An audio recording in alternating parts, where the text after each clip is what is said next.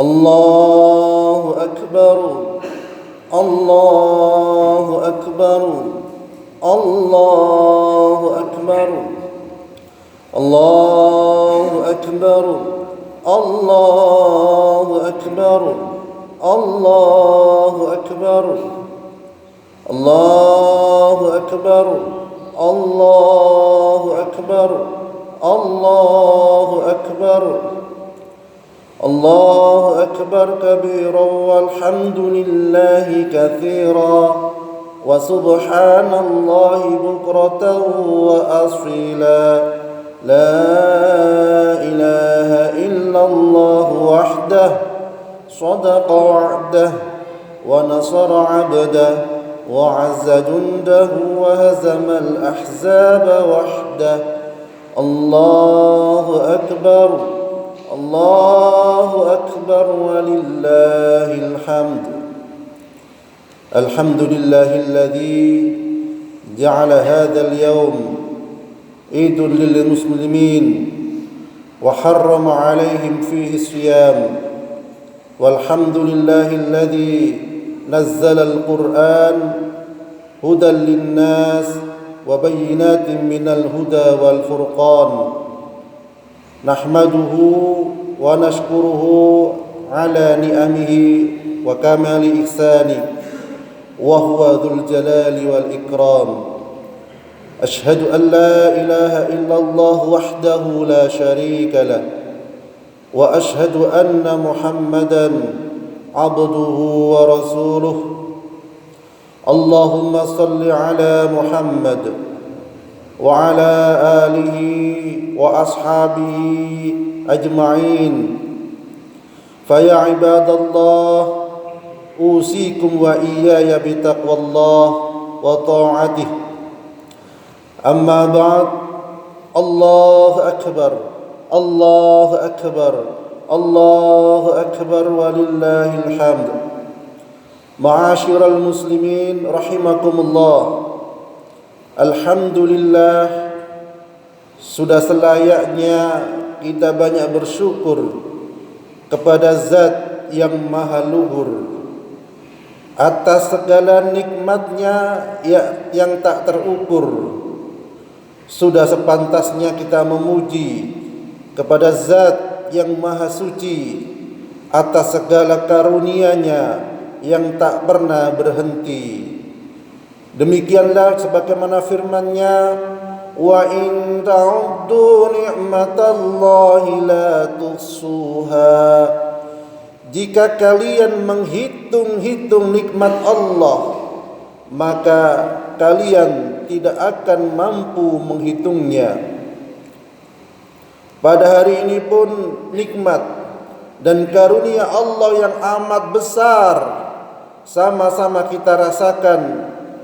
Kita baru saja menuntaskan ibadah puasa Ramadan, kemudian dilanjutkan dengan Idul Fitri yang saat ini sedang kita rayakan. Nikmat dan karunia-Nya tentu makin besar kita rasakan saat puasa benar-benar mewujudkan ketakwaan, tak hanya saat Ramadan tetapi juga di luar Ramadan sepanjang tahun. Allahu Akbar, Allahu Akbar, Allahu Akbar walillahil hamd.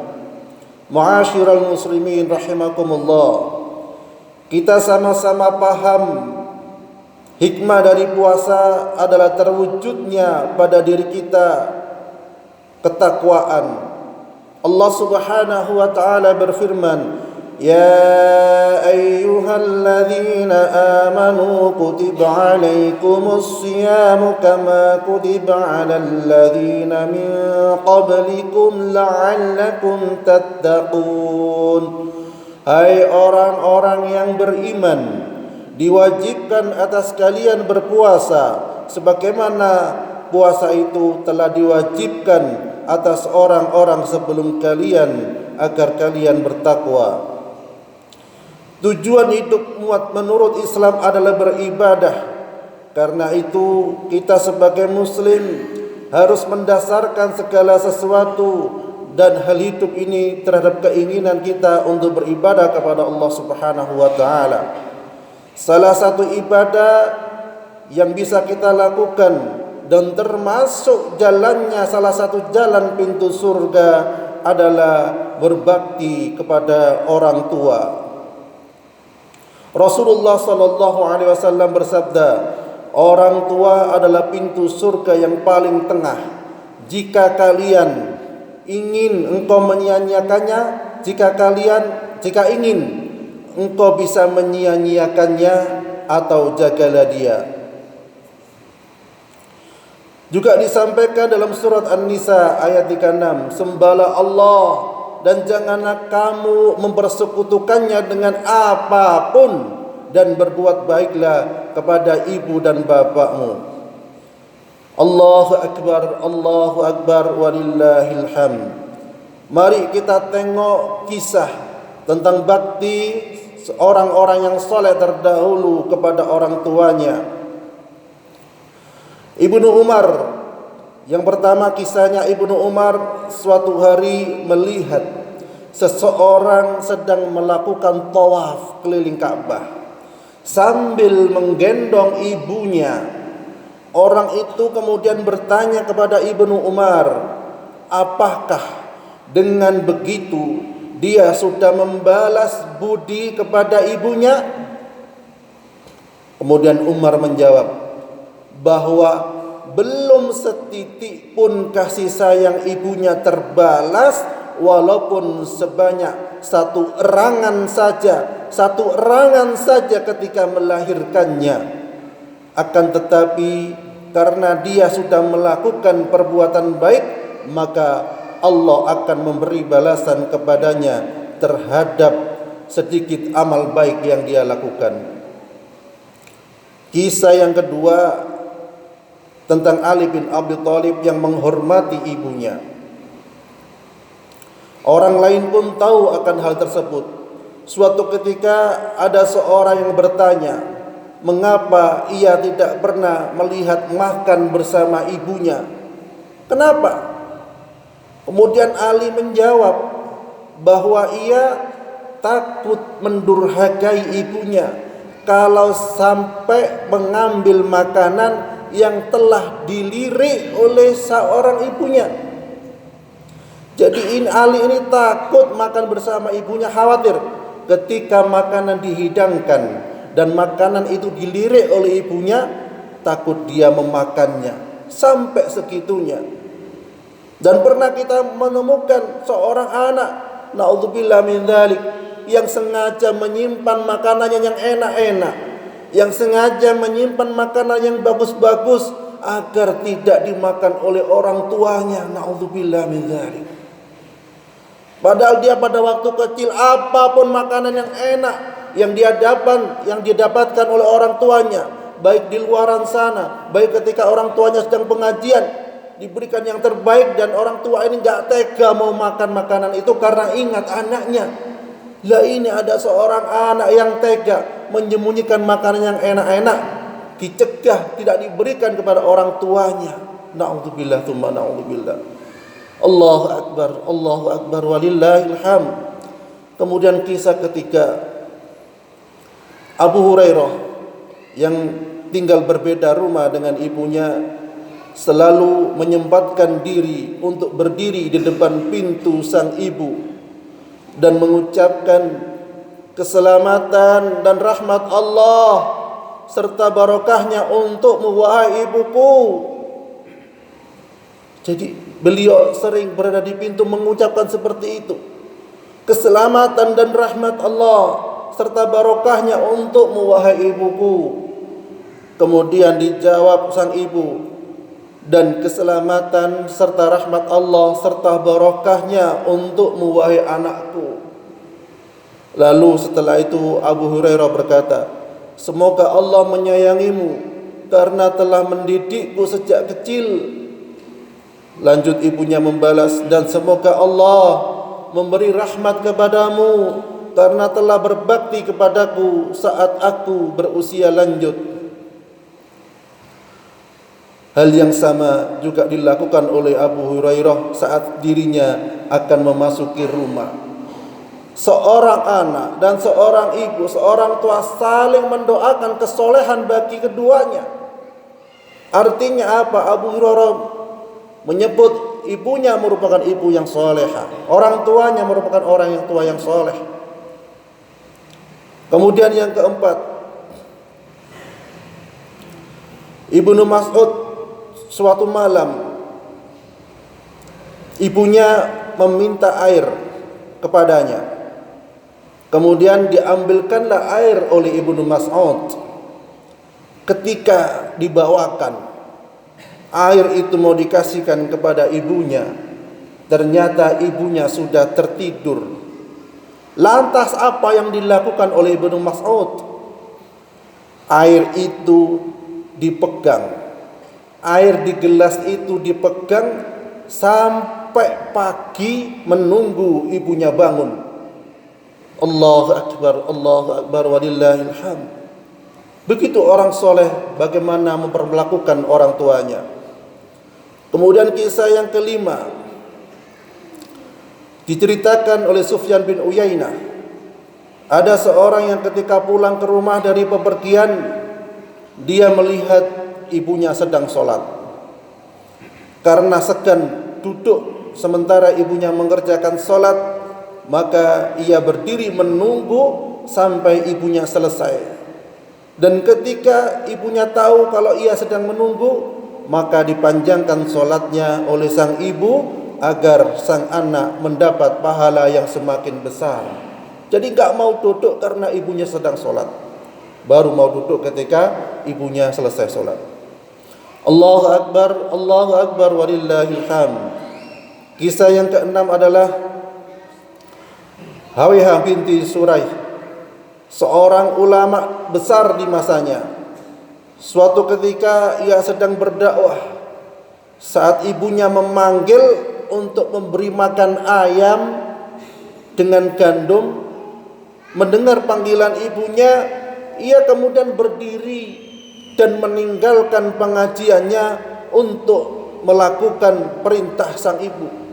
Padahal ngisi pengajian dia batalkan, dia tunda gara-gara sang ibu menyuruh ngasih makan ayam. Lo na'udzubillah tsumma na'udzubillah. Mungkin banyak zaman anak sekarang ketika pegang HP-nya, ibunya nyuruh ini dan itu, orang tuanya nyuruh ini dan itu, apa yang dikatakan? Sebentar, nanti dulu, tinggal sedikit, belum selesai, masih ini, masih itu, dan lain sebagainya. Tantangannya sekarang pun juga lebih keras. Allahu Akbar walillahil hamd. Kisah selanjutnya diceritakan bahwasanya dari Khamas bin Hasan Tamimi melihat seekor kalajengking di rumahnya. Bayangkan, kalajengking kelihatan di rumahnya. Ketika akan ditangkap kalajengking itu, ternyata terlambat. Kalajengking itu sudah masuk ke sarangnya, masuk lubang. Terus apa yang terjadi? Lantas beliau memasukkan tangannya ke dalam lubang itu untuk menangkap kalajengking tersebut. Akibatnya apa yang terjadi? Tangannya disengat kalajengking yang sakitnya luar biasa. Kemudian ketika ditanya, kenapa dia melakukan seperti itu? Dia menjawab, karena takut kalajengking itu akan menyengat ibunya. Sampai sedemikian rupa beliau berbakti kepada orang tuanya. Kisah selanjutnya, Muhammad bin Sirin bercerita, di masa pemerintahan Utsman bin Affan, harga sebuah pohon kurma sangat mahal, mencapai 1000 dirham. Meskipun demikian mahal, Usama bin Zaid tetap mengambil sebatang dan memotong bagian jamarnya, yaitu batang kurma berwarna putih yang berada di jantung pohon kurma. Jamar itu beliau suguhkan kepada ibunya dan ini termasuk istimewa. Banyak orang yang bertanya kepadanya melihat hal tersebut, mengapa tetap membeli pohon kurma yang sangat mahal? Jawabnya, apapun yang ibunya minta akan beliau penuhi selama dirinya sanggup melakukannya. Allahu Akbar, walillahil hamd. Kisah selanjutnya,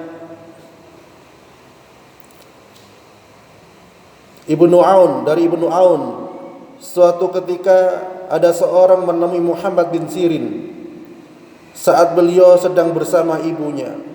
Setelah keluar rumah, orang itu bertanya kepada para sahabat dan Muhammad bin Sirin, mengapa Muhammad bin Sirin berada dekat dengan ibunya? Apakah ia sedang mengadukan tentang suatu hal? Jawab teman-temannya, tidak. Akan tetapi memang demikianlah sikapnya jika berada di dekat ibunya. Allahu Akbar, walillahil hamd. Kisah yang terakhir, Humaid mengisahkan ketika ibu dari Iyas bin Muawiyah meninggal. Iyas menangis, kemudian ditanya mengapa dia menangis. Iyas menjawab bahwa dulunya dia memiliki 2 pintu menuju surga dan sekarang pintu itu sudah tertutup dan tinggal salah satunya. Artinya ketika 2 orang tua meninggal salah satunya, maka salah satu itu pintu surga tertutup dan tinggal satunya. Allahu Akbar, walillahil hamd. Kaum muslimin rahimakumullah. Yang terakhir ada surat cinta seorang tua kepada anaknya. Apakah isinya? Mari kita simak bersama-sama. Anakku, bila aku tua, andai kata aku jatuhkan gelas atau terlepas piring dari genggamanku, aku berharap kamu tidak menjerit marah kepadaku, karena tenaga orang tua sepertiku semakin tidak kuat, badanku sakit-sakitan, pandangan mataku semakin kabur. Kamu harus mengerti dan bersabar denganku. Puisi selanjutnya, anakku, bila aku tua, andai tutur kataku lambat atau pelan, dan aku tidak mampu mendengar apa yang kamu katakan, aku berharap kamu tidak menjerit kepadaku. Ibu tulika, ibu bisuka, aku minta maaf anakku, aku semakin menua. Anakku, bila aku tua, andai aku selalu saja bertanya tentang hal yang sama, berulang-ulang tanya itu terus, aku berharap kamu tetap sabar mendengar dan melayaniku seperti aku sabar menjawab semua pertanyaanmu saat kamu kecil dulu sering bertanya kepadaku. Semua itu adalah sebagian dari proses menua. Kamu akan mengerti nanti bila kamu semakin tua. Anakku, bila aku tua, andai aku berbau tidak enak, amis dan kotor, aku berharap kamu tidak menutup hidung atau muntah di hadapanku, dan tidak menjerit menyuruh aku mandi. Badan aku lemah, aku tidak ada tenaga untuk melakukan semua itu sendiri. Mandikanlah aku seperti aku memandikanmu semasa kamu kecil dulu. Puisi selanjutnya, anakku, bila aku tua, seandainya aku sakit temanilah aku. Aku ingin anakku berada bersamaku. Dan ketika waktu kematianku sudah tiba, aku berharap kamu akan memegang tanganku dan memberi kekuatan untuk aku menghadapi sakaratul maut. Jangan cemas, jangan menangis, hadapi dengan iman. Aku berjanji kepadamu, bila bertemu Allah Subhanahu wa ta'ala, akan kukatakan padanya supaya memberkati dan merahmati kamu, karena kamu sangat mencintai dan taat padaku, dan kamu termasuk anak yang soleh. Anakku, bila kau malu terhadapku karena orang tuamu tidak bergelar, karena orang tuamu sudah tidak tegap, karena orang tuamu sudah keriput, sudah bungkuk, sudah lemah, ketahuilah bahwa badan ini pun lelah memperjuangkanmu, kerja keras banting tulang untuk membiayaimu, menyekolahkanmu, membiayai pernikahanmu. Bahkan ketika anakmu lahir hingga remaja, aku pun tetap berjuang untukmu. Allahu Akbar, Allahu Akbar, walillahil hamd. Anakku, andai kata engkau merasa bangga, berterima kasih kepada orang lain karena telah memberimu sesuatu hal yang menurutmu adalah hal yang baik, hal yang membanggakan, dan orang itu engkau balas dengan hadiah yang baik-baik dan bagus, ketahuilah bahwa diriku memperjuangkanmu sejak dalam kandungan sampai engkau lahir, sampai engkau pun kelak sudah tua. Wahai anakku, orang tuamu ini banyak kekurangan. Janganlah kekurangan orang tuamu menjadi penghambat berbaktinya kamu kepadaku. Ingatlah pesan Luqman kepada anaknya, wa in jahadaka ala an tusyrika bima laysa laka bihi ilmu fala tuti'huma wa sahibhuma fid dunya ma'rufa. Andai kata orang tuamu mengajakmu berbuat syirik kepadaku, kata Allah, maka tolaklah dan pergaulilah di dunia dengan baik. Artinya, orang tua yang syirik saja disuruh mempergauli dengan baik, apalagi orang tua yang tidak syirik kepada Allah Subhanahu wa ta'ala. Allahu Akbar, Allahu Akbar, walillahil hamd. Wahai anakku, andai kata engkau membanggakan kekayaanku, mengandalkan kekayaanku, dan kamu merasa tenang dengan kekayaan orang tuamu ini, ingatlah bahwa kekayaan itu tidak kekal, bahwa kekayaan itu suatu saat akan lenyap, bahwa kekayaan itu tidak akan abadi.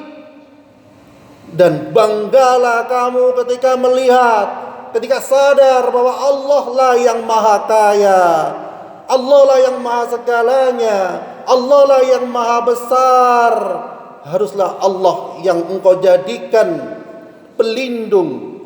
Engkau merasa tenang ketika dekat dengan Allah Subhanahu wa ta'ala. Itulah kewajibanmu. Allahu Akbar, Allahu Akbar, walillahil hamd. Semoga dari kisah ini menjadi inspirasi bagi kita sekalian untuk senantiasa berbakti kepada kedua orang tua agar hidup kita bahagia di dunia dan di akhirat. Amin ya rabbal alamin. A'udzubillahi minasyaitonir rajim. Bismillahirrahmanirrahim. Alhamdulillahi rabbil alamin. Qulillahumma malikal mulki tu'til mulka man tasha wa tanzi'ul mulka mimman tasha وتعز من تشاء وتذل من تشاء بيدك الخير إنك على كل شيء قدير تولج الليل في النهار وتولج النهار في الليل وتخرج الحي من الميت وتخرج الميت من الحي وترزق من تشاء بغير حساب اللهم اغفر للمسلمين والمسلمات والمؤمنين والمؤمنات اللهم إنا نسألك سلامة في الدين وعافية في الجسد وزيادة في العلم وبركة في الرزق وتوبة قبل الموت ورحمة عند الموت ومغفرة بعد الموت هون علينا في سكرات الموت والنجاة من النار والعفو عند الحساب اللهم إنك تعلم أن هذه القلوب قد استمعت على محبتك والتقت على طاعتك وتوحدت على دعوتك وتعاهدت على نصرة شريعتك ووفق اللهم رابطتها وأدم مدها واهدها سبلها واملأها بنورك الذي لا يخبو واشرح صدورها بفيض الإيمان بك وجميل التوكل عليك وأحيا بمعرفتك وأمتها على الشهادة في سبيلك إنك نعم المولى ونعم النصير ربنا هب لنا من أزواجنا وذرياتنا قرة أعين واجعلنا للمتقين إماما رب اجعلنا مقيم الصلاة ومن ذريتنا ربنا وتقبل دعاء ربنا آتنا في الدنيا حسنة وفي الآخرة حسنة وقنا عذاب النار وقنا عذاب النار وقنا عذاب النار وصلى الله على محمد وعلى آله وصحبه وسلم والحمد لله رب العالمين السلام عليكم ورحمة الله وبركاته.